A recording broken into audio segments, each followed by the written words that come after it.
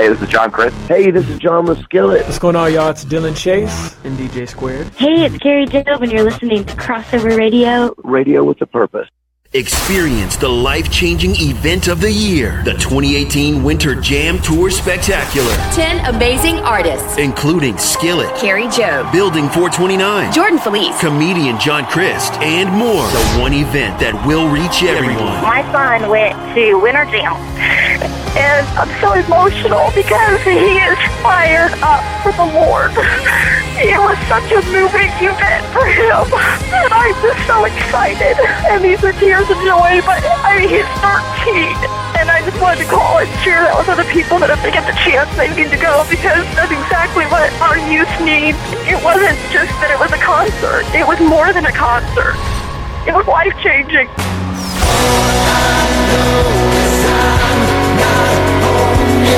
The 2018 Winter Jam Tour Spectacular. Coming Saturday, March 17th to Chesapeake Energy Arena. No tickets required. Only $15 at the door. More at jamtour.com.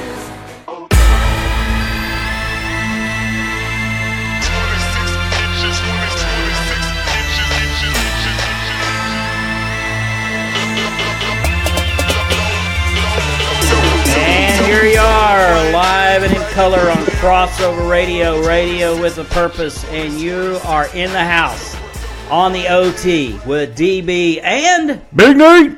Nate, how you doing, brother? I'm doing good. It's as good as a Monday can be. It is a Monday, all day long. Yes. We've got a lot to talk about here in just a few minutes. Of course, we've kind of stayed away from a good portion of the sports scene for a couple of weeks, and of course, we're going to gear it up again with sports a little bit today, and we're going to get full throttle into it next Monday, because I think, Nate, I kind of liked your idea about kind of a March Madness pre-show.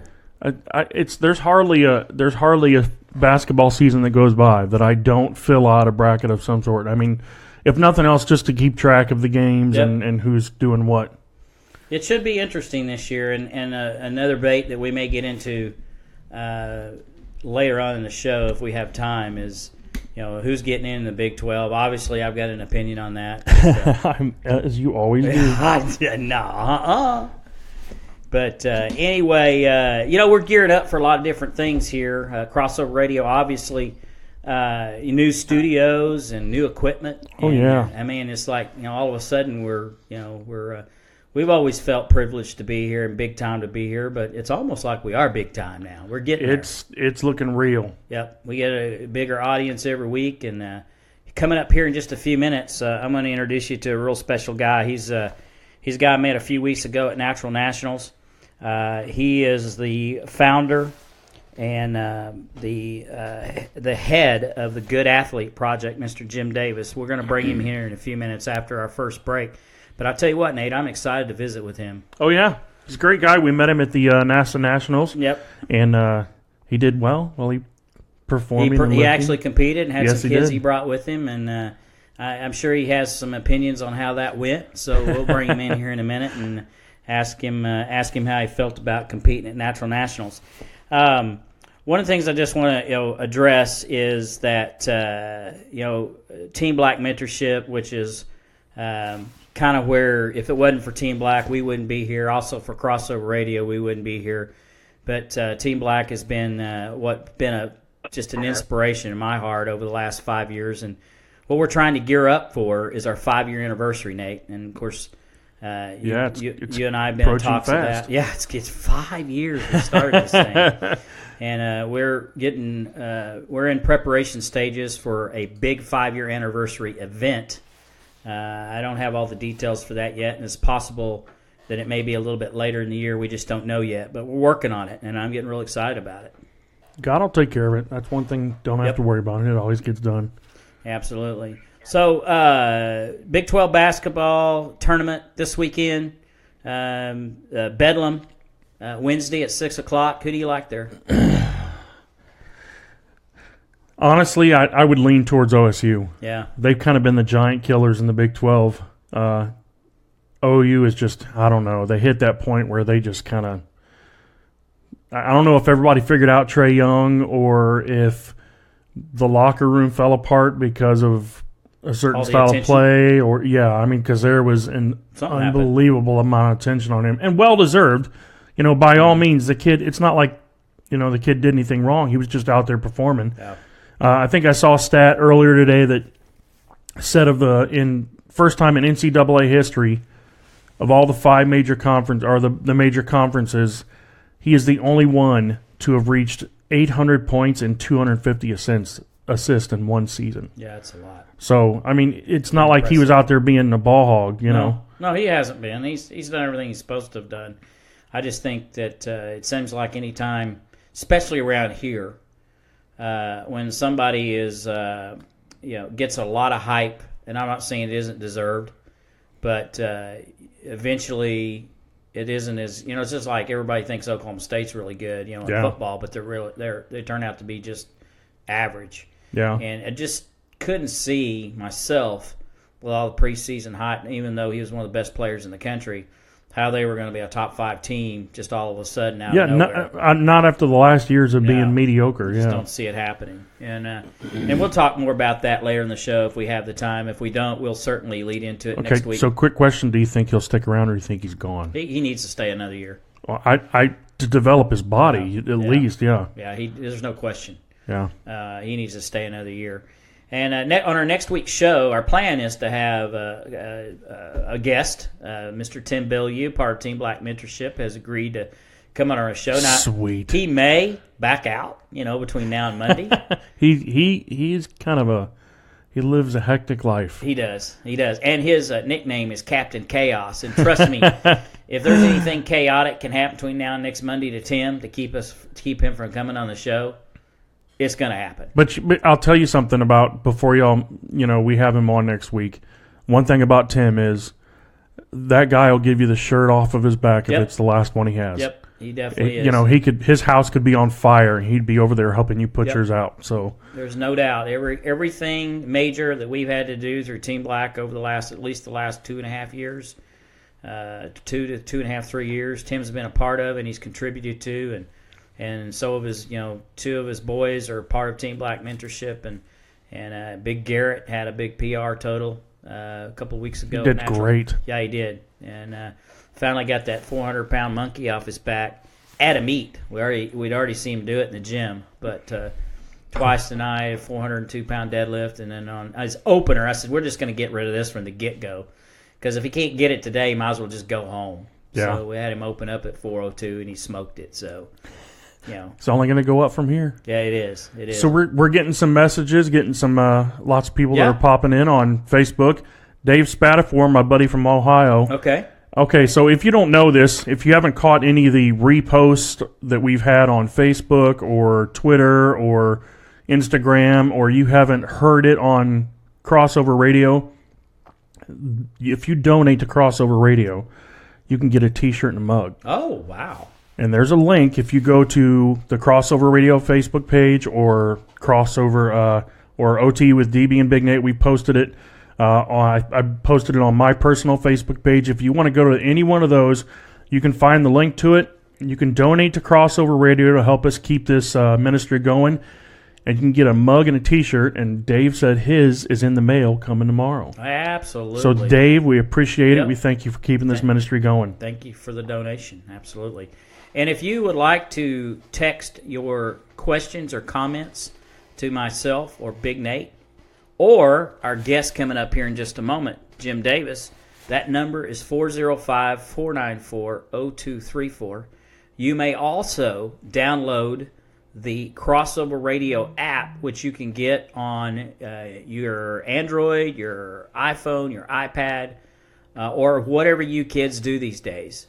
And if you download that app, you can actually listen to our show and text at the same time. What would they think of next, Nate? It's crazy. That was what my mom would say, is fancy as a pocket on a shirt.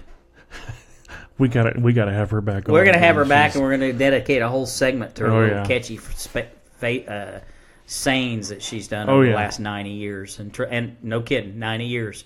Whew. Yep. She's got a few. God bless her. So, Nate, I think let's go ahead and take a quick time out.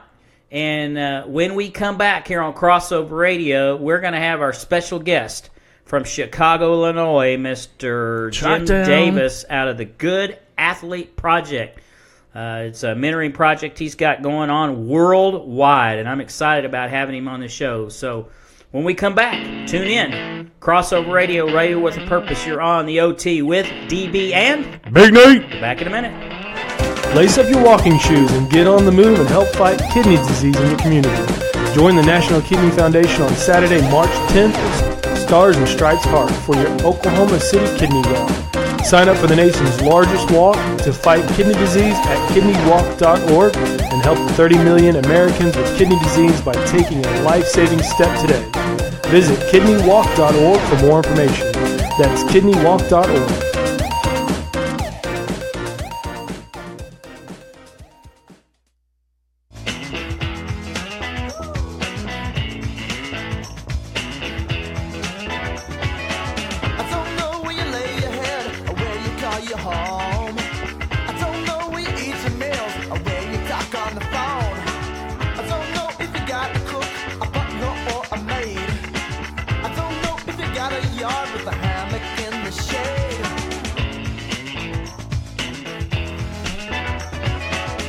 And here we are back on Crossover Radio, Radio with a Purpose. You're on the OT with DB and Big Nate. And it gives me a great privilege to welcome in our special guest. He's out of Chicago, at least that's what I've been told. He may correct me here in a minute. The Good Athlete Project, Mr. Jim Davis. Jim, welcome to the program. Guys, thank you so much for having me. I appreciate it. Jim, so we met a few weeks ago at Natural Nationals, and I had, quite honestly, had not heard of the Good Athlete Project. My wife had seen on one of the special shows, I don't remember which one it was, but she said, I remember seeing it somewhere, so you may tell us what nationwide television show you guys have been on. But tell us a little bit about what the Good Athlete Project is and how this all started. There you go. Yeah, trying to think of what television shows we might have been on. We were, a partner of ours called the Lost Boys on the South Side of Chicago got a profile on the Rachel Ray Show. We had a very brief appearance on that. Very brief, fleeting. But that could be, I suppose, right? Yeah, well, she watches Rachel Ray, so that would make sense. There you go. There you have it. So yeah, you're right on the money.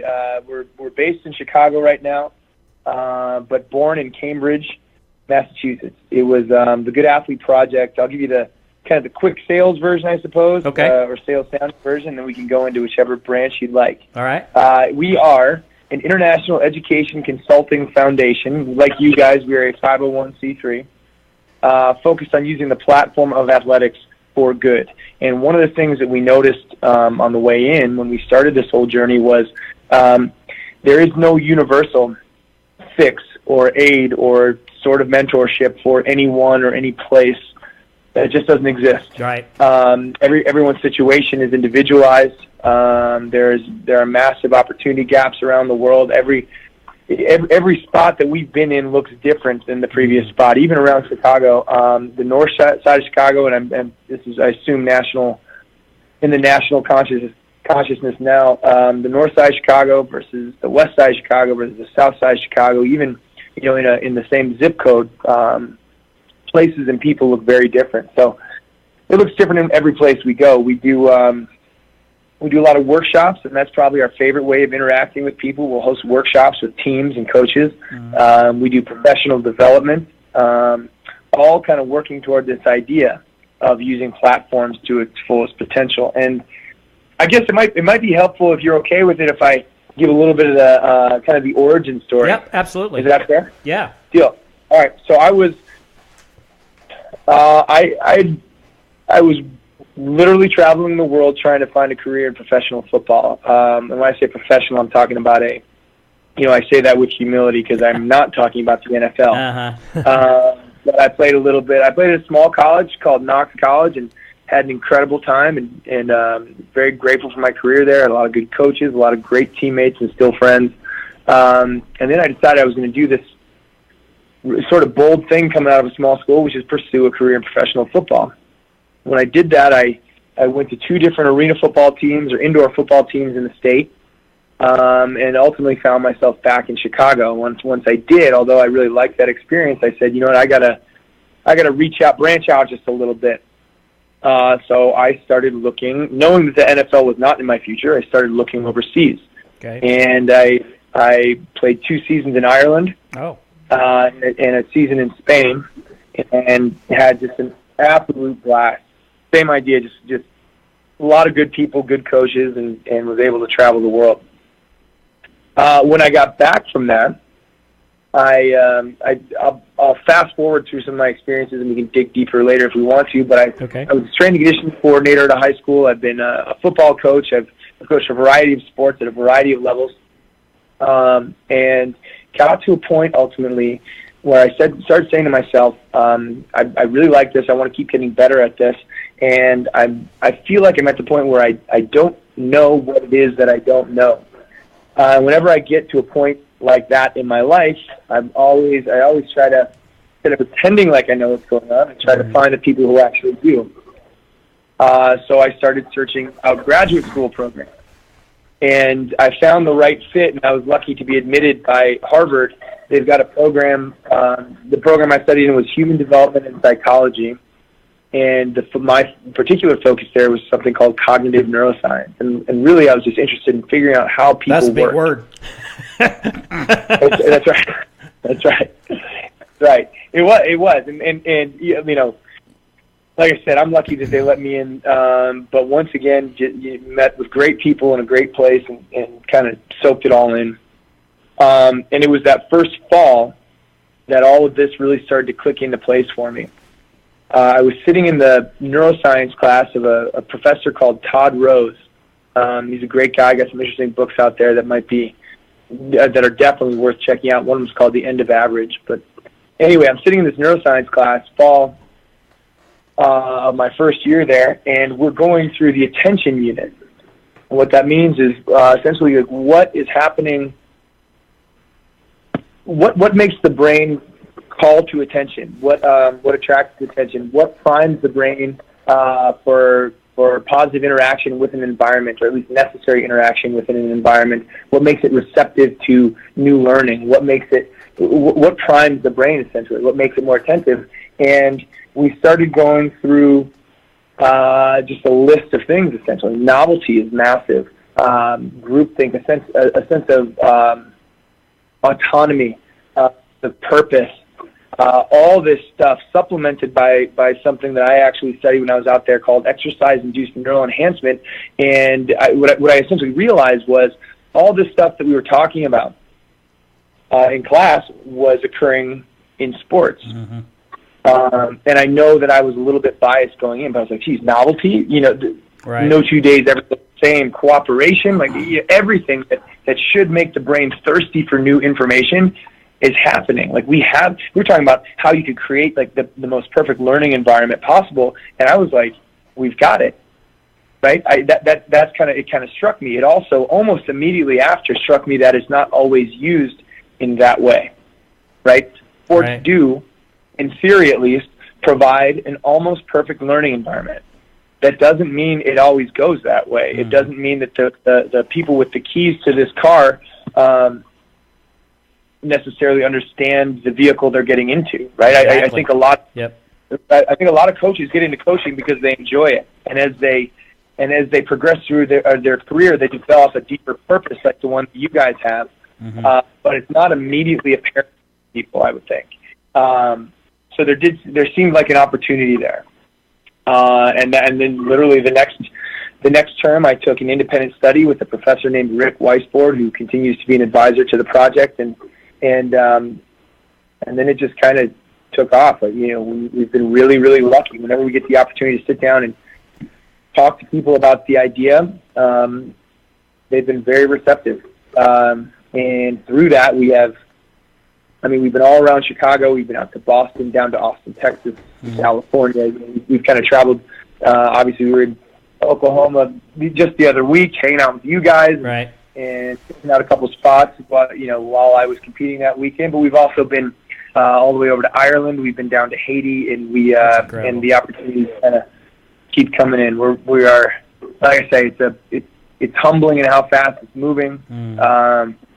I'm grateful for the positive response we've got, and it's worthwhile work that needs to be done, and I'm happy I'm one of the people who's able to do it. Well, and if I understand what you're saying, there's a lot, and I have this same belief. It's a little bit different approach, but there's a lot of science involved in what you're talking about, which you have some of the studies and the information and research to back it up. Mine is more. Yep. My program's geared a little bit more towards the science of the body and creating proper mechanics and leverages and trying to build confidence through that. I mean, we try to link it together, but it sounds like your project and what we have has similarities in what we're trying to do. Absolutely. Yeah. Absolutely. And now, if I was reading some of the information, is it true that you try to specialize also in helping coaches understand this theory? Yeah, 100%. Yeah, and what I've kind of laid out so far is pretty open.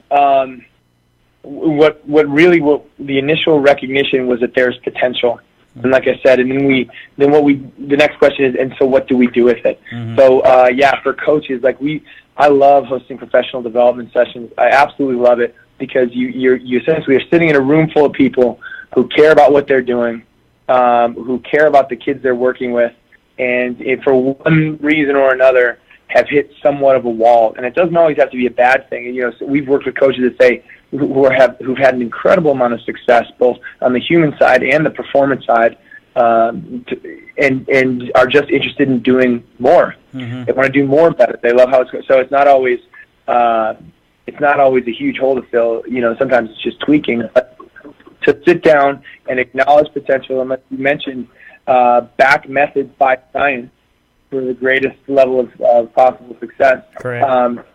That's usually where we start. But I think it's important to note that that's sort of an overarching view. Whenever we enter a place, a school, an organization, whatever it may be, we try not to assume much. We try to ask a lot of questions and figure out what the lay of that specific land looks like before we move forward. But yeah, you're right. Professional development is fun, challenging, and huge because we've also acknowledged it as powerful because once we leave a spot, those are the people who are carrying the message forward. Are you getting is some of the coaches that and I take it you approach coaches or they contact you, but my question I guess is are they open-minded to it? Because I know that through the years, football coaches in particular, and I've got a lot of friends who are football coaches, so I hope I walk a very thin line here, but they don't always have an open mind to that approach. They already know it, they've been through it, they know what works. And this don't seem to be, not all of them, but we had a coach that lifted with us last weekend. He's a head football coach now at a high school in Iowa, and he'd always been taught a certain way. And he spent time with us for the last year, and all of a sudden he's got a completely different philosophy. And it was one of the first times that I felt compelled and humbled that a coach would actually say, "Hey, this, we believe in what's worked. We believe this works." Because I've fought coaches for years. Do you run into that very much? You know what? I think it's a really important thing to acknowledge. Adult learners in general are usually like that. They've established their view of the world through whatever experiences they've come up through, and I think especially professionals kind of, all of us feel like we're onto something. And so one thing we do is I wouldn't fight against that. We have a really, I think, interesting way of doing things. One is we just ask people what they want.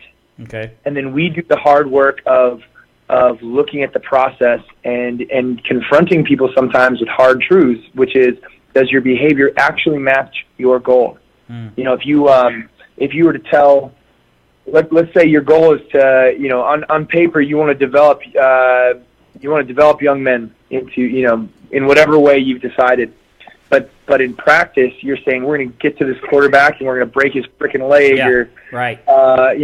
then your behavior does not match your goal. And that's what we try to do. It's almost like a mindfulness approach. And you mentioned the mechanics of lifting. Mm-hmm. I think it's the same. I think it's a very similar thing, just in a more complex environment. Absolutely. Right? Like, if you tell us what you want, coach, we're not going to come in here and impose anything on you, right? That won't work. But if you tell us what you want, I promise you we can take a hard look at what's going on, have a series of conversations, and we can get you closer to that goal. That's one we've yet to be proven wrong in that, not saying that day is not coming. In certain cases are more difficult than others, of course, right. But that's all we want.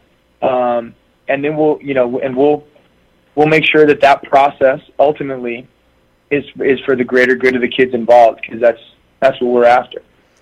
Man, that's some amazing stuff. Jim, we're going to have to take a quick commercial timeout, pay a couple of bills here.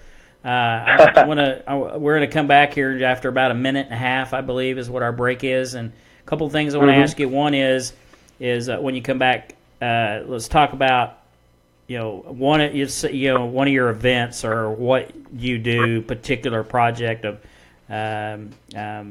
when you host or have or put on one of these events that you put on. I'd like to kind of hear the process, because I'm always interested in learning new ideas. And the second thing is how you ended up here in Oklahoma for the Natural Nationals. So we'll take a break. We'll come back in a little over a minute, Jim. You're on OT with DBN. Big Nate. Be back in a moment.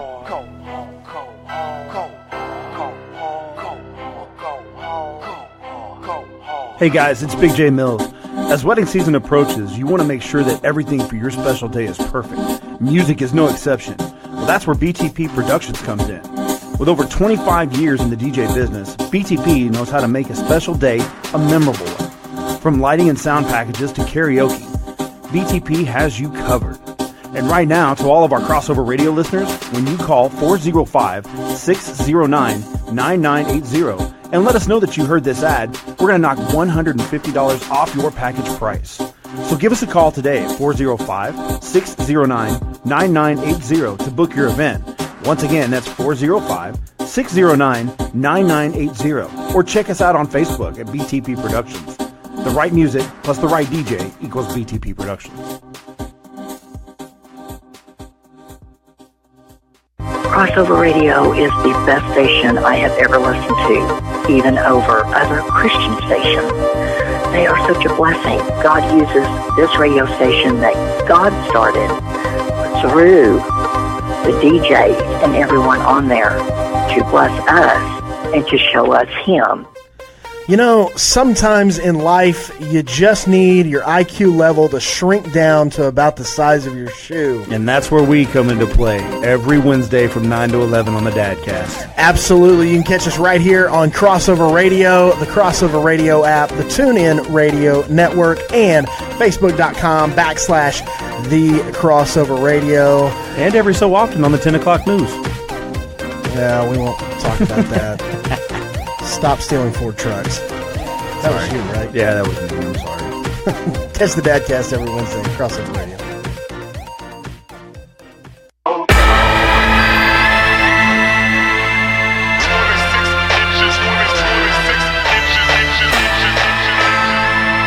And you're back on Crossover Radio with a purpose here live and in color at Crossover Radio Central here in Bethany, Oklahoma. And if you're tuning in to us on the Crossover Radio app, welcome. If you're on Facebook Live, welcome. And if you're listening online with us at crossoverradio.org, and then we appreciate you listening in. We've got our very special guest on the line here. He's with the Good Athlete Project out of Chicago, Illinois, Mr. Jim Davis. And Jim, when we went into break, you were giving us some insightful information about how you kind of applied a science to performance and how you tie into things that work and have scientific research to back that up. And you take it into coaches and athletes and try to put the two together and consult them. Tell me exactly how you work that into what you're doing. Yeah, absolutely. So I will also add, because it just kind of occurred to me that we do try to back everything with science. I've I'm just now wrapping up a study that we started out at Harvard University. We care about method and adhering to some kind of scientific protocol. That said, so much of what we do is influenced by like the day-to-day. Mm-hmm. Like we never, and no one in our organization ever strays very far from the front line. Everyone involved is a coach. So we're interacting all the time. Because to be honest, I become skeptical sometimes when I hear people, they're sitting in a laboratory at a nice university. Right. What do they really know about what's useful, in experience with kids? We like to be on both sides of it. A little bit from each column. Anyway, to answer the question, what does it look like? So we host events all over the place. Some things, from things as big as powerlifting and weightlifting events that are hundreds of people strong. Let's see, when I mentioned that we're down in Haiti, we work closely with a friend of mine named Dave, runs an organization called Basketball to Uplift the Youth of Haiti. We do work with those basketball players. On the south side of Chicago, we're helping a friend of ours, Levante, use baseball to help people. So the way we interact is varied. But the most consistent one, and the one I think I'm most excited about and probably like doing most, are the workshops I mentioned. And in the workshops, we are approached, actually, and again, I'm going to use this word again, we're just humbled by how many people have approached us to set up these workshops. We've had to be more and more selective about how many we take on because they're fairly labor-intensive. But we will essentially go into a school, and I'll do the professional development side as an example. We'll go into a school and run through what's called a character by design workshop. And what that starts with, like I mentioned before the break, was we just ask people what they want, right? The ultimate driver of human behavior is their desire, right? What they want. So instead of imposing a desire, and I think we do this, unfortunately, as coaches sometimes, we think that an athlete is going to want to win a game or be good to a teammate or whatever it might be just because it makes sense that that's what they want. And to some it does, but I think in other cases, it's worth investigating. But so say we go into a situation and someone identifies as their big top tier superordinate goal, they want to win a championship of some sort. Right. No problem. No, and what we do is, like I said, we're judgment free. You want to win a championship? Great. Let's talk about how we get there. And what we do is, and we use this whether we're working with teams or businesses or individuals or anything. We just build out the process of how to get to that championship. So very explicitly. So for example, if it's let's say it's win a football championship, one thing we got to do is we've got to, make it through 6 playoff games, I think at this point. We've got to win a certain amount of games throughout the year. And then as we build this down, as we continue going step by step and asking questions, okay, we want to win a certain amount of games late in the season. What are the important components of that? And we start to identify them. Like one of them, and this actually comes up in almost all the workshops, is sleep. And we get to sleep ultimately because, this thought process, we want to win a championship. In order to win a championship, we got to win a bunch of games late in the season. In order to win a bunch of games late in the season, we got to be healthy. In order to be healthy, we got to be well recovered from our practices and workouts. Ultimately, we get down to sleep as being this really important thing. And only then can we get into the actionable strategies for how to best suit that, right? Like no coffee after a certain hour, whatever it might be. And what we leave these workshops with are a series of very actionable steps. So now we've gone from the theoretical to very actionable steps that will take someone to hopefully go toward their championship. And the thing that we do in the facilitation of this, which is kind of the MO of the Good Athlete Project, is that we try to ensure that all those steps are also kind of serving the greater good. Mm-hmm. Like we're trying to make people that are, yes, it'll take you closer to winning a championship, but it will also make you a stronger, more considerate member of your community, right? It will promote health and wellness within the community, all those kinds of things. And actually, so it's kind of funny that when we get down to those actionable steps, we try to look for really unique, like I said, site-specific issues. So we actually ran not too long ago a workshop with a kid who who said he's having trouble getting to sleep at night. And we started to investigate, well, why is that? Ultimately, he admitted that after dinner, he wanted something sweet to eat and loved chocolate. There you go. And he goes, Coach, once I start eating chocolate, I cannot stop eating chocolate. So all of a sudden, it's 10:30 at night. The guy's got a mouthful of chocolate, and he can't get to bed. I wonder why. Anyway, exactly right. Well, and it's just funny because, like, one of his actionable steps was substitute chocolate for something else after dinner. So he goes for fruit now instead of chocolate, right? And that's when I mentioned in the beginning, like, you know, we approach every situation as an individual situation. I think that's the necessary thing. We never would have gone to this kid and say, hey, I know exactly what, you know, I know exactly what the issue is. Yep. You're a chocolate, I can tell. Yeah. No, you can't. So, you know, that's funny you would say that. One of the things that inspired me to start doing what I did was I've been incredibly blessed through the years to be around some incredibly wise people, and I wanted to pass that wisdom on to as many young people as I possibly could. You know, along with not only some of the good things I've learned, but some of the mistakes I've made. And one of the people that helped me realize that I met back in the early '90s, and he's actually from Chicago, and he's a retired world champion powerlifter. He's also a retired police officer there in the Chicago area. His name was Bill Nichols, and Bill Nichols. Yeah, he's actually out of Naperville, is where he lives. Okay. And I actually ended up retiring from the police department, went to work for the Postal Service. But he gave me some very sound advice about lifting. I was still competing in that day. And he said there's three things that you have to, and it's funny you said what you're talking about, the chocolate and the rest and whatever. You have to have the proper rest, the proper diet, and the proper training. And those three have to work together. And it's amazing, you know, in 1 year, my squat went up 100 pounds by taking that advice. Oh, wow. So, yeah, I mean, it's just information like that. And, you know, so you go into these settings to try to evaluate what it is keeping them from succeeding. Now, how long are you in these schools that you do this, just as an average? So either 1 or 2 days. Okay. Really. And if we travel, like if we go out of state, it's usually 2. Mm-hmm. Sometimes we can pull something off in Chicago or in Wisconsin or Indiana in a day. But we usually like to.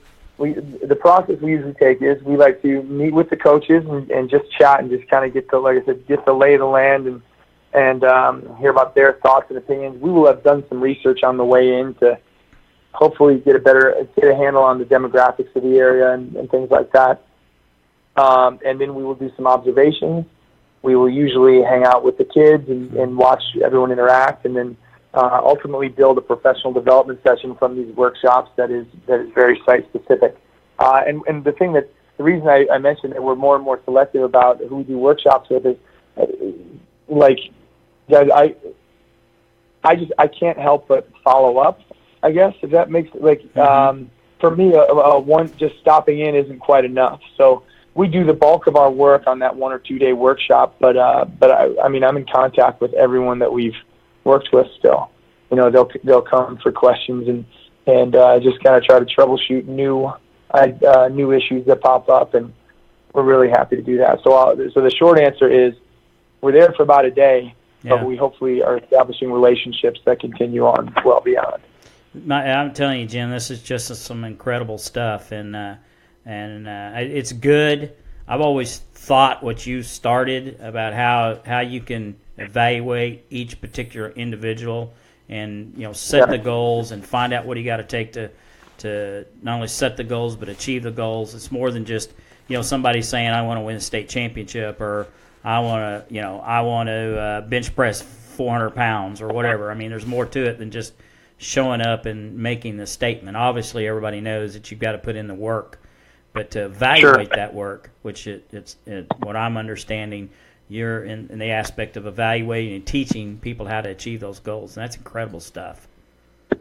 I appreciate you saying that, and I think you're spot on, and you've obviously identified this in your work, but for a lot of people that we work with, this is the this is the one place that we can talk values and kind of just incorporate health, wellness, community, etc. For some kids, it's the only place that works, right? Like, right. The history classroom, no offense to any history teacher out there, but the environment is just completely different, and it's more it's different, more difficult to install this stuff. Like I'm telling you, I was shaking with excitement before almost every game I played. Yeah. And I'm not sure I've ever seen that in a history class. Yeah. No offense. Probably not. But probably not. Yeah. But what that says to me is, we're not disrespecting the traditional subjects in any way. We're just saying we have to recognize what a powerful place this could be to input information. So, and then the extension of that is, and probably this is the place to input the most important information, which is how to live your life. Well, and I recognize this probably first time more than any. I've always had this compassion for help. I was an athletic trainer in college, so I saw athletes who were incredibly gifted and could run the 9-500 and could bench press 500, could squat 700 pounds, but they couldn't get out of their own way. I mean, they were problem after problem. And I recognized that when I was in college, and then I had a change in profession about 13 years ago, and I could not believe how thirsty young people were for structure, discipline, structure, and it took me a while to figure out how to reach them. But once I did, and I'm still learning, to tell you the truth, but once I did, how extremely gratifying it was to see kids, who probably never would have graduated high school, graduate college, or go into the military, or go to college or technical school or whatever. So, yeah, it's just amazing that you have that approach in helping young people do that. Jim, we're going to take another quick break, and we're going to finish the second part of that question, how you ended up here in Oklahoma. So after we do that, we'll be back here in a moment on Crossover Radio, Radio with a Purpose. You're on the OT with DBN. Big Nate. Be right back.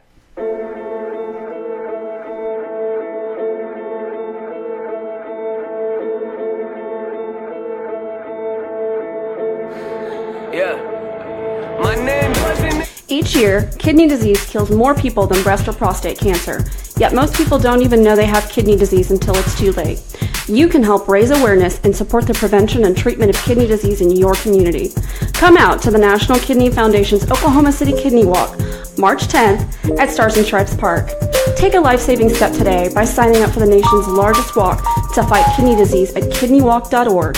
That's kidneywalk.org.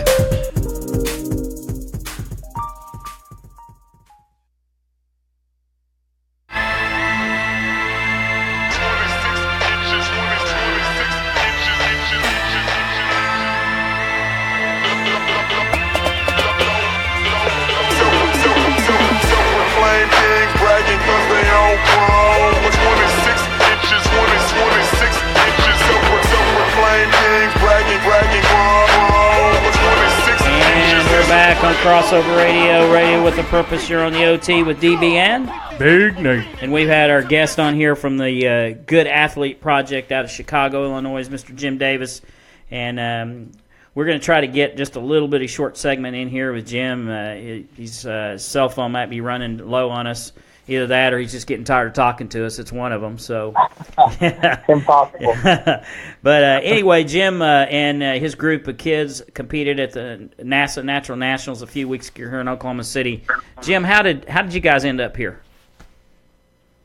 Yeah, so I think the story probably goes back to when I was still playing. I was playing football, like I mentioned, and was I kind of prioritized strength in my football career. I've said many times I'm not sure I was ever the most talented guy on any field that I ever stepped on.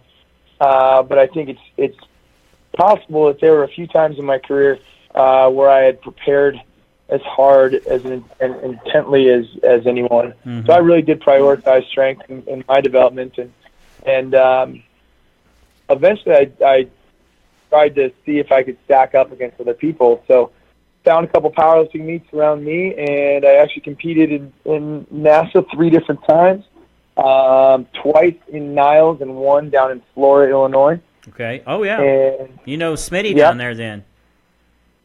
Is he, which one's he? Lyndall Smith. He's the guy that owns the gym there in Flora. Oh, all right. Yep. He wasn't down in Oklahoma, was he? No, he didn't come to Oklahoma. But you said you were in Flora?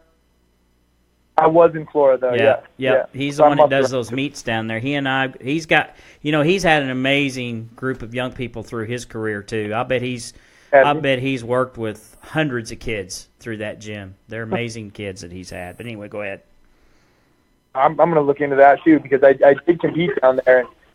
And then as I was developing as a coach, we have a strength and conditioning program just up in Chicago in a high school that's one of the biggest around. We'll serve 1,400 students this year, so it's a really sizable strength program. And one of the things that we do within it is we developed a team, brought together a team, and decided to compete in powerlifting. That team has actually come down to the high school nationals. I want to say every year for the past 4 or 5 years, and we'll be back again in the end of March. So that's how I know about that venue.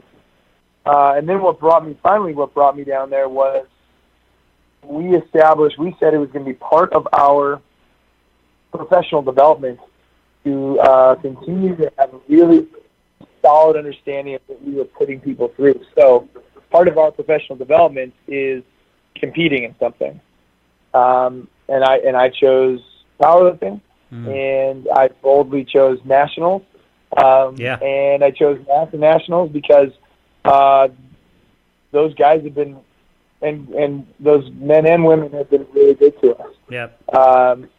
So that's something that jumps out to me from every meet that Rich runs is it just feels very supportive, and it is. And it's kind of that's the way it should be. Right? I don't like the idea of guys puffing up their chest and elbowing each other out of the way to go get their thing done. I like the idea of a powerlifting community where everyone's trying to work hard and get better at what they're doing and enjoy the experience.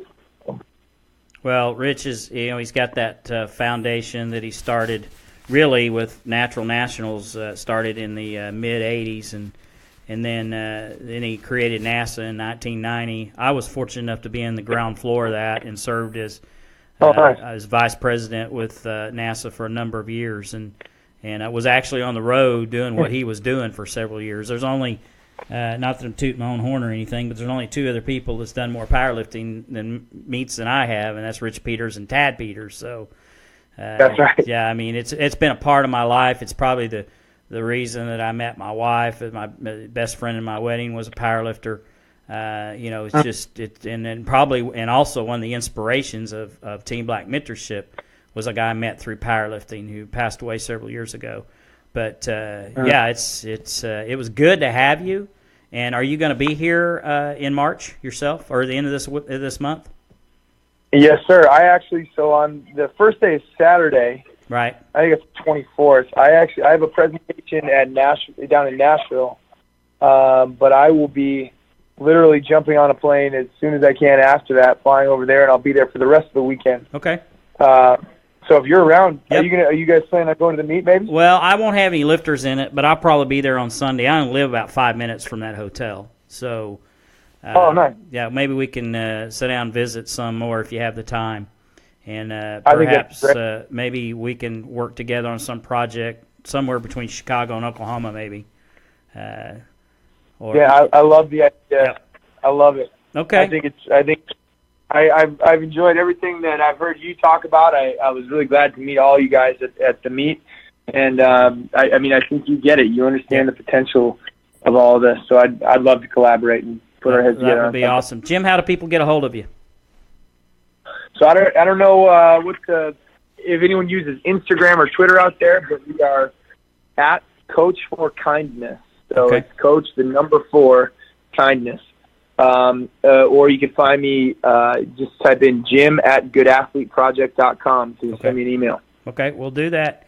Jim, we certainly have appreciate your time today, and it is so good to talk to somebody that has the same core beliefs that we have, and we've had three principles since I've had these principles since I started working with kids, which is accountability, work ethic, and honesty. Those are the three things that we focus on, and we'll just figure the rest out as we go. But man, it's amazing to have you here and on here, and I definitely want to do this again sometime in the near future.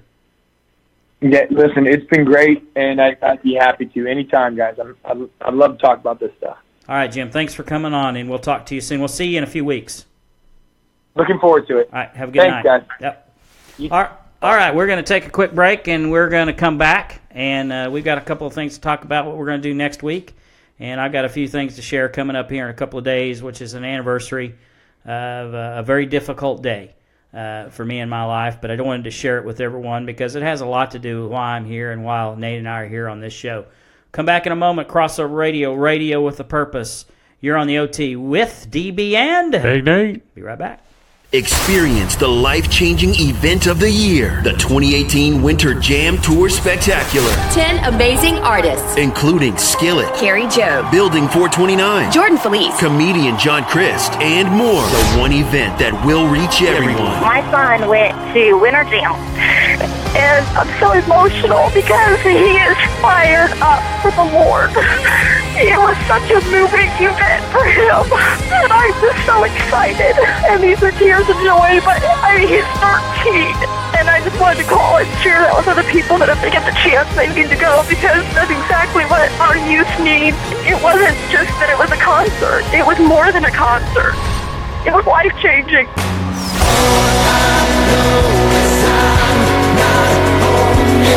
The 2018 Winter Jam Tour Spectacular. Coming Saturday, March 17th to Chesapeake Energy Arena. No tickets required. Only $15 at the door. More at jamtour.com. Hey guys, it's Jay Mills and Coach Coleman. Hey, don't forget to check me out every Tuesday night, 7 to 9 p.m. right here on the Crossover for Freestyle. And then I'm also live every single weekday from 9 a.m. to 10 a.m. on The Brunch Rush. Crossover Radio. Radio with a purpose. Razorback Lawn and Tree Care has you covered for all of your outdoor needs. We offer affordable landscaping, tree trimming and removal, as well as regular lawn care. Call us today at 405-202-5140 and let us help you go hog wild over your yard. Man, I tell you what, I was hanging out with Robbie Allen today, and he ran out of Grounds for Compassion coffee. Robbie, what was it like to run out of Grounds for Compassion? That was the most humiliating experience of my life. And Robbie, with Grounds for Compassion, we feel it's probably the best coffee in the world, wouldn't you say? Very impressive. You mean in the world, right? Yes, sir. And when other people tell you that Grounds for Compassion isn't as good as their coffee, what do you tell them? Beg pardon? So it sounds to me like you're going to need a little bit more Grounds for Compassion since you ran out there, Robbie. Don't we all? So if you want to order any Grounds for Compassion coffee, check them out at g4c.coffee. That's g4c.coffee. Hey, Robbie, shouldn't you be writing this down? Photographic memory. Well, that's good to know, Robbie. Hey, I tell you what, check out Grounds for Compassion. Again, that website, g4c.coffee. Grounds for Compassion. Coffee with conviction.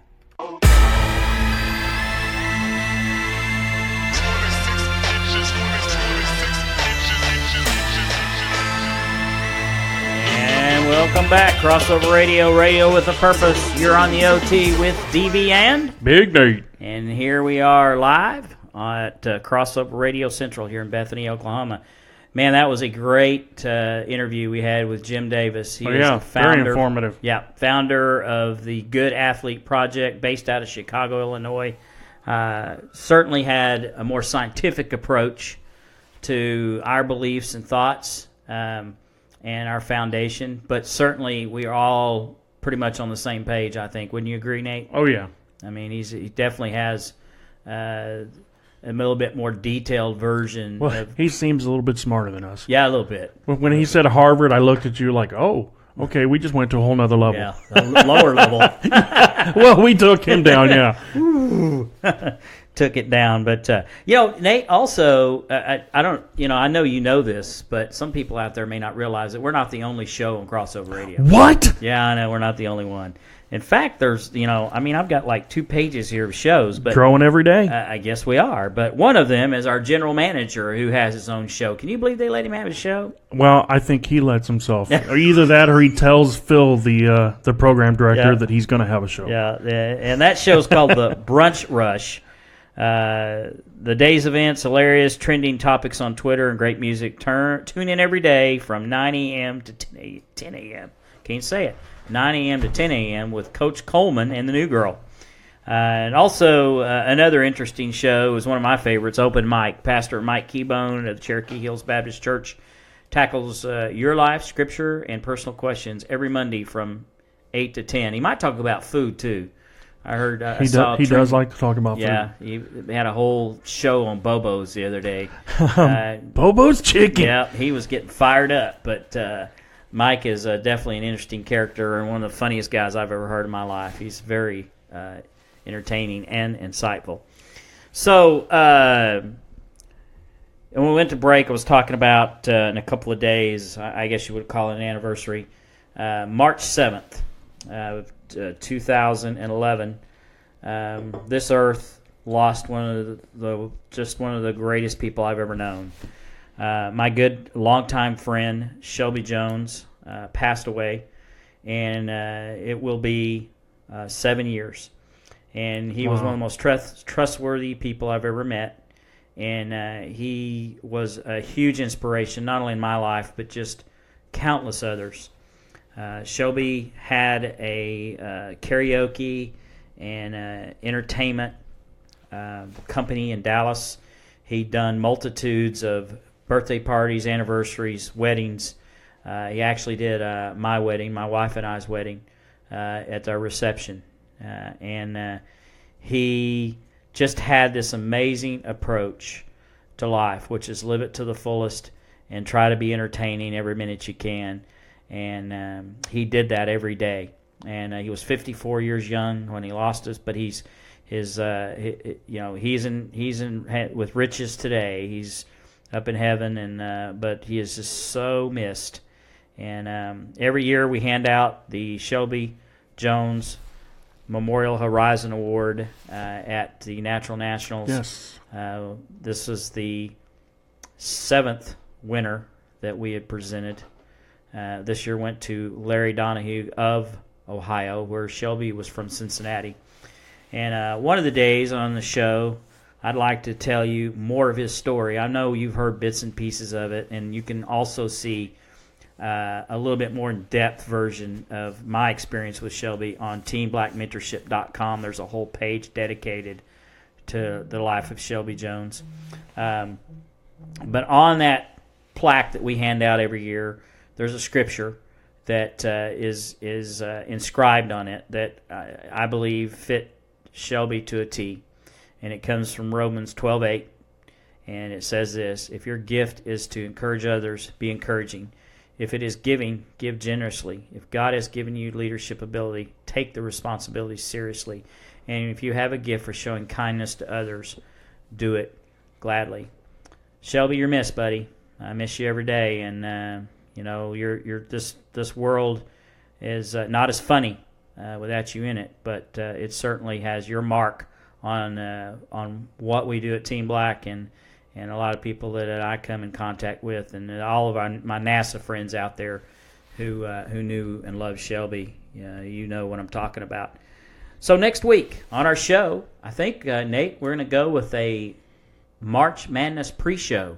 Yes. And I think if we can get Tim to fill out a bracket before he gets here, maybe we can discuss the bracketology goes out. I think the selection is Sunday, yeah. So we should be able to have brackets for everybody, and maybe we can pick our Final Four, maybe, something like that. Yeah, maybe. We can pick a dark horse. At least get the first couple rounds done, and then maybe next week's show have the... So the big question right now is does Oklahoma State get in the big dance?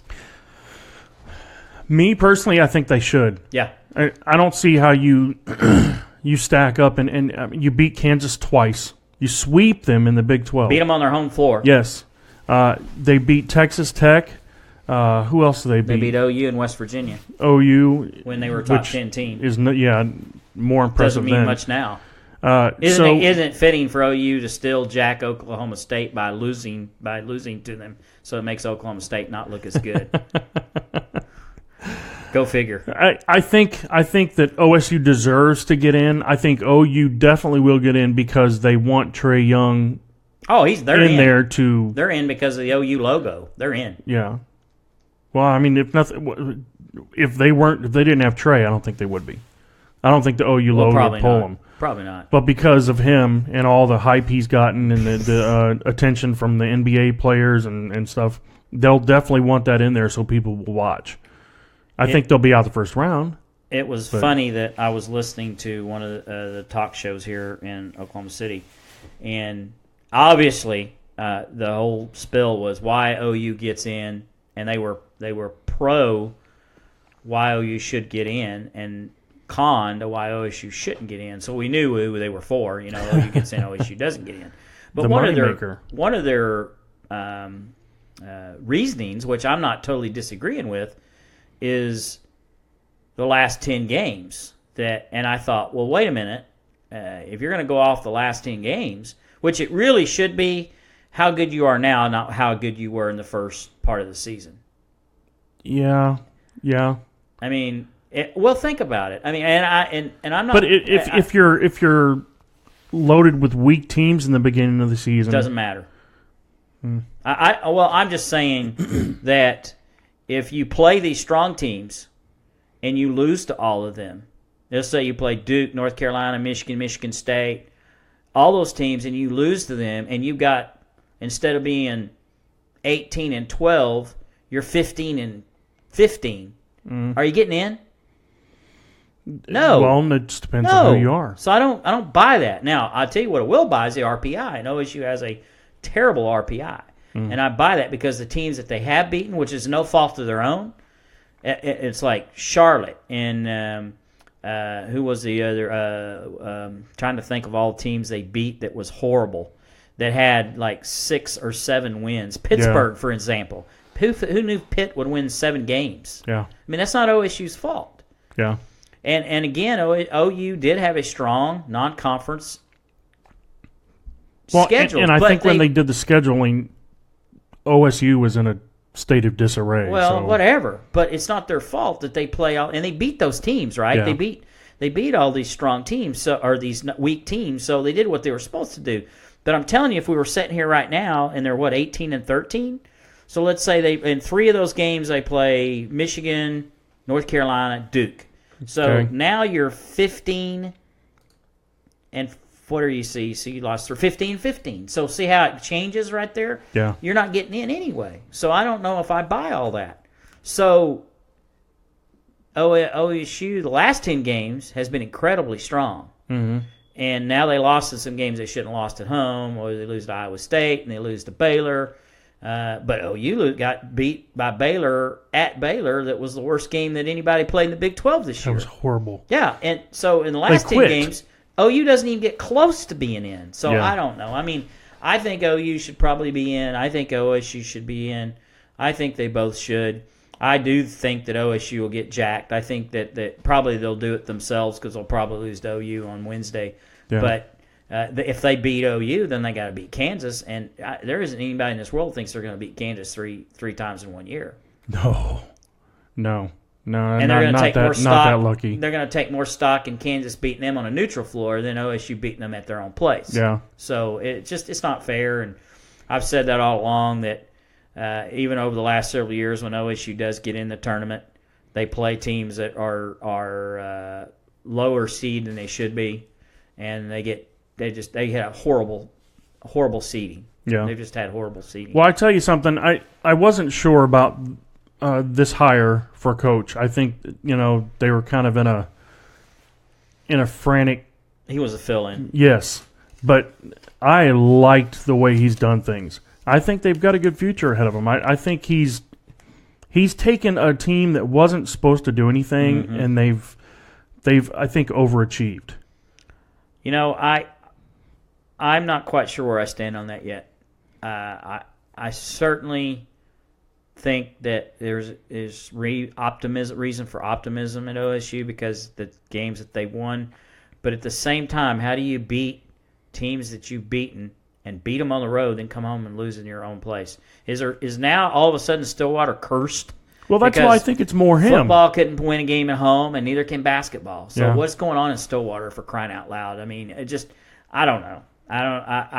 My decision on Mike Boynton is still out there, to tell you the truth, because of I kind of got a ray of hope when Underwood kind of got him going last year, and I thought maybe he's the reemergence of Eddie Sutton, and he goes up, hightails it out of town because nobody in town wants him there. And I just don't think that the basketball program has support. Yeah. And I think once Boynton, even if he is all that, he'll never stay because he'll get treated like dog dirt, and you're always going to hire these, up and comers.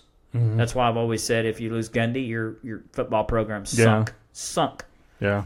So anyway, Nate, interesting show today. I enjoyed it. Yes. And you got anything you want to add? I want to do one more time, just remind everybody. I don't have a T-shirt, but I do have this awesome coffee tumbler that you can get by going to the link on our Crossover Radio Facebook page. I've also put it in the comment section of our Crossover Radio live broadcast. If you go to that link and you click on it and donate to Crossover Radio, you can get a tumbler, or you can get a tumbler and a T-shirt, and they will send it to your house. It's a great tumbler. I've got one just like it at home that doesn't say Crossover Radio, but I'm going to have to make sure I get one. So if you'd like to drink coffee, which who doesn't? I mean, hello. I Got to don't get like one of drink these. coffee. Well, you can drink Okay. whatever your Can I put icy ices thing in is. there? Yeah, you can put some icy in there. Whatever it is that floats your boat, you can sip anything out of it. So Okay, well, whatever. Yes, please do. Please contribute to Crossover Radio. If you like what you hear, like what you see. Well, you may not like what you see because you're looking not at right me now. and Yeah, no, just probably hang not. on. Yeah, this ministry's going places, and I appreciate all the work that they're putting in and the opportunities that we're getting and to minister to Bethany and, well, quite frankly, all over the world. So thank you for that, and let's keep it going.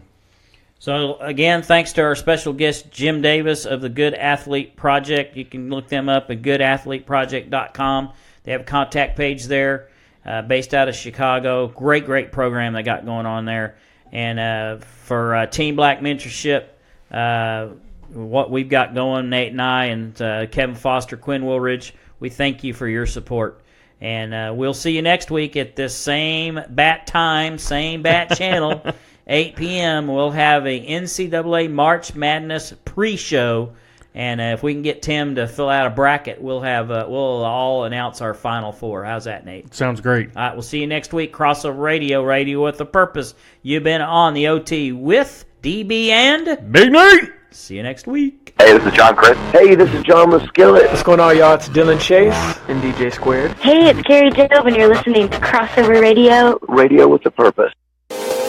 City Life Community Church is the proud home of Crossover Radio. We are located at 6634 Northwest 36th Street, right here